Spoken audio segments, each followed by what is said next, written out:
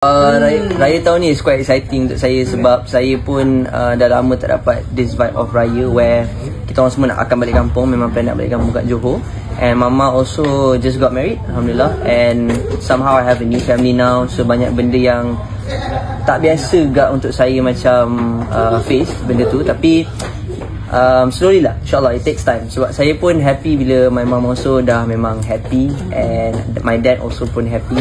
Baba, he's a good guy and he takes a good care of me and my sisters and my family. So itu je lah yang penting. Macam mana beraya dengan excited lah. Tapi excited tu sebab this time macam kita orang memang plan to do it right, which is kita akan shopping raya sama-sama, balik kampung sama-sama, things like that. So itu yang saya rasa lama juga saya dapat rasa sebab yelah dengan PKP dulu dan sebagainya. So lama jugalah. Saya rasa 2 tahun yang saya tak raya with like a proper family daripada kampung apa semua. So saya rasa this year memang akan lain lah. Lagi-lagi balik Melaka juga, which is Baba punya family pun ada juga.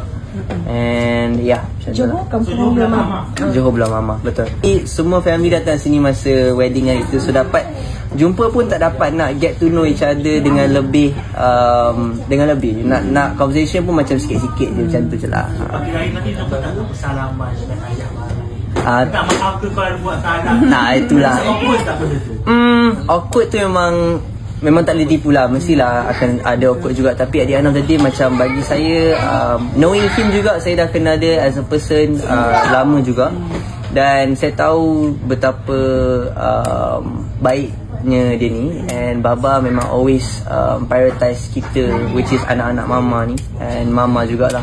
So bagi saya kalau dia dapat jaga mama tu pun dah cukup dah. Kalau ada awkward ke apa, saya tolak tepi just for mama lah.